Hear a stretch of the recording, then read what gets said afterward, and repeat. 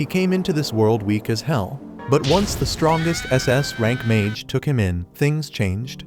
The kid had nothing going for him but pure grit. Went through brutal training day and night. Body pushed to the edge, but willpower never broke. Years went by and the same boy who couldn't even cast a basic spell turned into someone you don't want to mess with. Not even his master knew it. But buried deep inside him was a dark magic strong enough to flip the whole damn world upside down.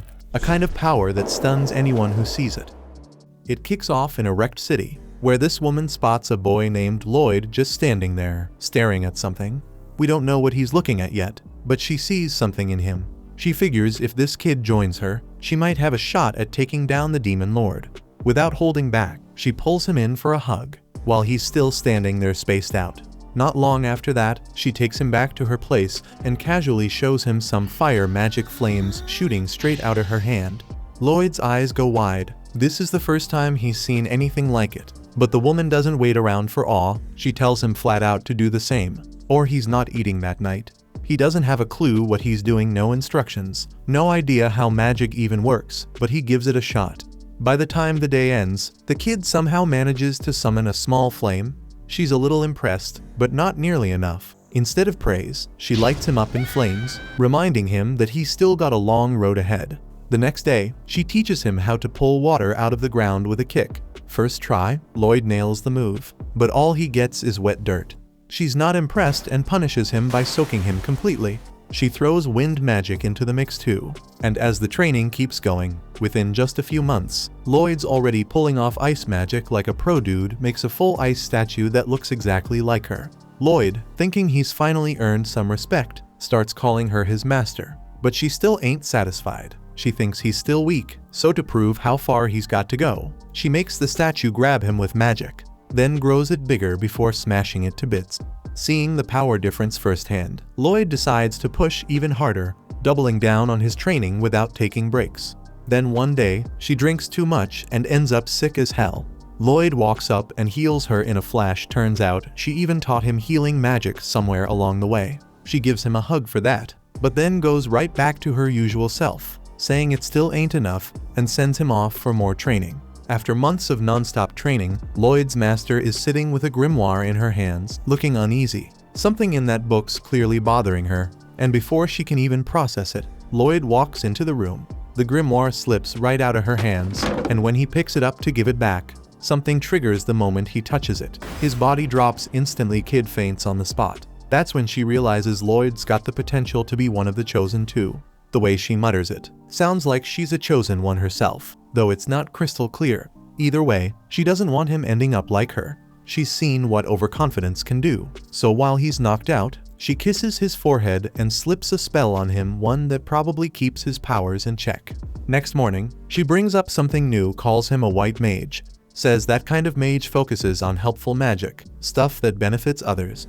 To get him started, she tells him to use his healing magic on an apple tree to grow a bigger apple. He does it, and it works. But then she casually shows off and makes the whole tree pop with apples like it's nothing. Later that night during their lesson, Lloyd gets curious about something called ancient magic. Soon as he brings it up, his master shuts it down, tells him that kind of magic disappeared ages ago and he doesn't need to bother with it.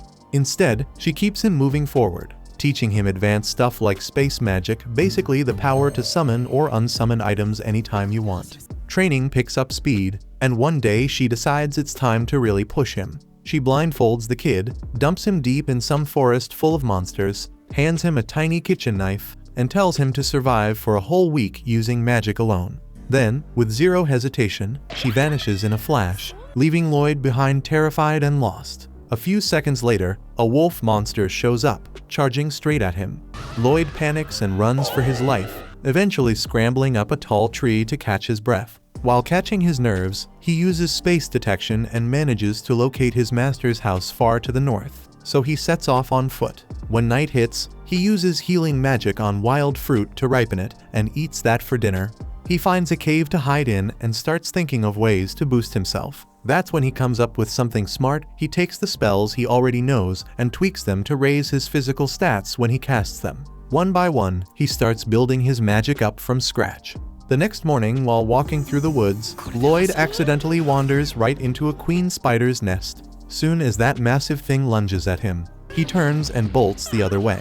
With one of his modified spells, he kicks his speed up like crazy 10 times faster at least. In a single blur of a sprint, he makes it all the way back to his master's doorstep, then drops right there, out cold. She opens the door and sees him lying flat, and with a small grin, just says welcome home. Time goes by, and Lloyd starts growing taller.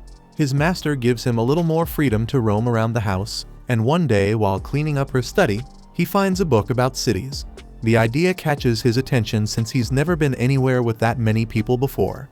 Meanwhile, his master's been getting creative, testing all sorts of weird stuff, and using him as her personal test dummy. Kid barely gets any real sleep for days. One morning, she wakes up like usual and heads up to the rooftop, planning to beat some magic into him again. But when she steps inside, Lloyd's not there. She glances around and notices the last thing he was doing reading that same book about cities. Her expression shifts for a second. Turns out, Lloyd's already made his way into town. He walks through the streets wide-eyed, amazed by how packed and noisy everything is. This is his first time seeing a place like this, so it's all new. He grabs a loaf of bread from a stall, but once he pays, he realizes he's completely broke, not even a single coin left. That's when a recruitment flyer for adventurers floats through the air and smacks him in the face, and he figures that might just be his shot. He heads off to sign up right away, not noticing the strange man watching him from the shadows with clear interest in his every move. Lloyd joins a new adventurers party, and not long after, they're heading up to the castle rooftop to take down a giant cyclops. Alan, the party leader, gets slammed and yells for Sheena, the healer, to patch him up. But just before she casts her spell, Lloyd drops one of his upgraded buff spells without saying a word. Suddenly, everyone starts feeling unstoppable. The archer nails the cyclops right in the eye, and the knight takes a punch straight on but holds her ground, surprised by how easy it was to block. Alan doesn't think twice, charges up, and takes the beast out in one clean hit. He's fully convinced he pulled it off with raw talent, but the knight glances at Lloyd and starts putting 2 and 2 together, like she knows something just doesn't add up. Now that the cyclops is down, the crew rides back into town, and Alan's getting the royal treatment. Folks can't stop cheering his name like he's some kind of legend, all because no one else had been able to take down the cyclops of Abadov Castle. The reward for the job turns out to be massive, but when it's time to split the cash, Alan tosses Lloyd 5 measly coins, saying that's all he gets since he's just a rookie D-rank adventurer. Lloyd takes the money without saying a word. When Alan suggests they toast to their victory, Lloyd politely dips out, saying alcohol's not his thing. That rubs the party's mage the wrong way. She gets all dramatic about him ditching the celebration. But Alan shrugs it off and says no big deal. They can always find another white mage if needed. And it's not like Lloyd did anything worth bragging about in the first place. Lloyd hears it all, but doesn't react. He closes the door behind him and walks away, calm as ever. Meanwhile, back at Merlin's house, the same guy who'd been tailing Lloyd earlier shows up. She calls him Willie and asks if there's any news. He tells her Lloyd made it to town and even joined the hero party. Merlin looks relieved, almost proud. She figured it was about time the kid stepped into the world on his own. As long as he doesn't end up cocky like she was back in the day, he'll be alright. Willie looks at her and asks if she still regrets what went down that day. Her face tightens, a flicker of guilt slipping through, and she remembers it clear as day. Back then, the Demon Lord was ready to blow himself up just to get his hands on that damn magic book. Merlin never saw it coming, and the explosion wiped out an entire village. Nobody stood a chance, including her. But somehow, Sybil, one of her teammates, pulled off a miracle with ancient magic and brought everyone back. Everyone but himself. He gave his life to fix what she couldn't, and that guilt's been hanging over her head ever since. Back on Lloyd's side, he's still with the hero party. Every time they're close to getting wrecked in a fight, he drops a clean buff on them, keeping the team running smooth like clockwork. Thanks to him, they're practically unbeatable, but nobody knows he's the reason they're cruising through every battle. Later that night, Rena's up reading about defense stats when Alan walks into her room. She tells him she's been wondering about something lately. The monster hits don't feel as hard on her shield, and she's not sure why.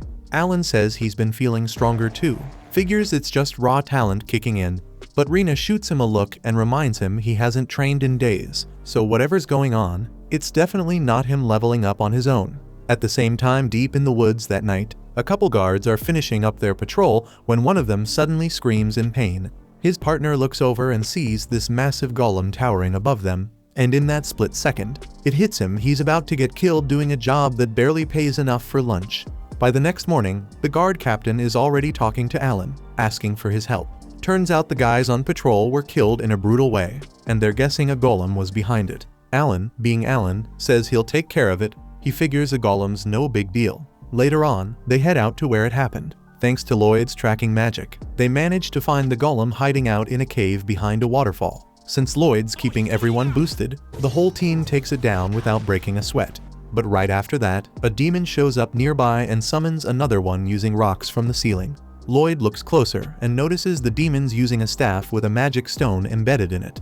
That's a big red flag. Magic stones are bad news. He knows they gotta shut this down fast, so he buffs Lulu's accuracy and tells her to shoot the demon. She hesitates since the demon's behind a wall, but she fires anyway, and somehow the arrow lands.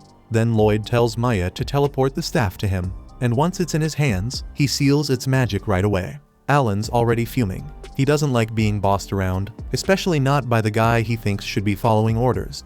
Trying to show who's in charge, he rushes forward, aiming to land the final hit on the golem.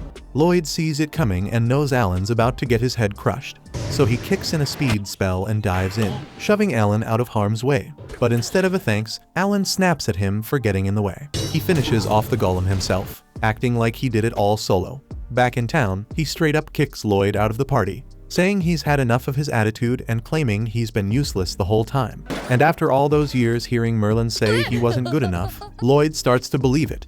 He doesn't argue, he just walks away quietly.